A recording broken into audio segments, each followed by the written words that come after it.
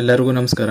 ಕರ್ನಾಟಕ ಪರೀಕ್ಷಾ ಪ್ರಾಧಿಕಾರದ ಅಡಿಯಲ್ಲಿ ಇದೇ ಆಗಸ್ಟ್ 2ರಂದು ನಡೆದಿರುವಂಥ 3991 ಸಿವಿಲ್ ಪೊಲೀಸ್ ಕಾನ್ಸ್ಟೇಬಲ್ ಹುದ್ದೆಯ ಲಿಖಿತ ಪರೀಕ್ಷೆಯನ್ನು ಬರೆದಿರುವಂಥ ಎಲ್ಲ ಅಭ್ಯರ್ಥಿಗಳಿಗೆ ಇದೀಗ ಕರ್ನಾಟಕ ಪರೀಕ್ಷಾ ಪ್ರಾಧಿಕಾರದ ಕಡೆಯಿಂದ ಅಧಿಕೃತವಾಗಿ ರಿಸಲ್ಟ್ನ ಬಿಡುಗಡೆ ಮಾಡಲಾಗಿರುವಂಥದ್ದು. ಪರೀಕ್ಷೆ ಬರೆದಿರುವಂಥ ಎಲ್ಲ ಅಭ್ಯರ್ಥಿಗಳು ನಿಮ್ಮ ರಿಸಲ್ಟ್ನ ಕೆಎ ಅಧಿಕೃತ ವೆಬ್ಸೈಟಿಂದ ಡೌನ್ಲೋಡ್ ಮಾಡಿ ನೋಡ್ಕೊಳ್ಬೋದು.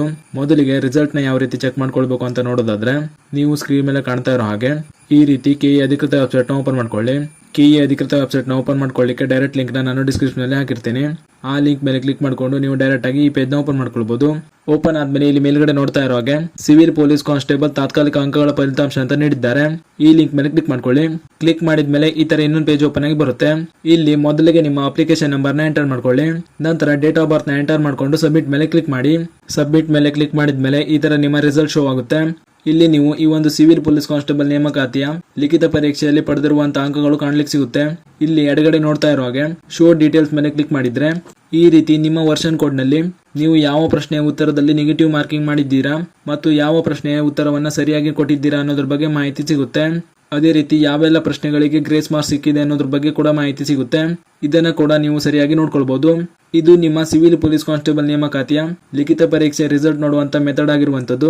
ನಿಮಗೇನಾದ್ರೂ ನಿಮ್ಮ ರಿಸಲ್ಟ್ ನ ನೋಡಿದ್ಮೇಲೆ ನಿಮ್ಮ ರಿಸಲ್ಟ್ ಮೇಲೆ ಏನಾದ್ರೂ ಆಕ್ಷೇಪಣೆ ಇದ್ರೆ ಅಥವಾ ನಿಮ್ಮ ರಿಸಲ್ಟ್ ನಲ್ಲಿ ಏನಾದ್ರೂ ಬದಲಾವಣೆ ಆಗಿದ್ರೆ ಅಂತ ಅಭ್ಯರ್ಥಿಗಳಿಗೆ ಕೆಎ ಕಡೆಯಿಂದ ನಿಮ್ಮ ಸ್ಕೋರ್ ಕಾರ್ಡ್ ನ ಮೇಲೆ ಆಕ್ಷೇಪಣೆ ಸಲ್ಲಿಸಲಿಕ್ಕೆ ಅವಕಾಶ ಕೂಡ ನೀಡಲಾಗಿರುವಂತದ್ದು.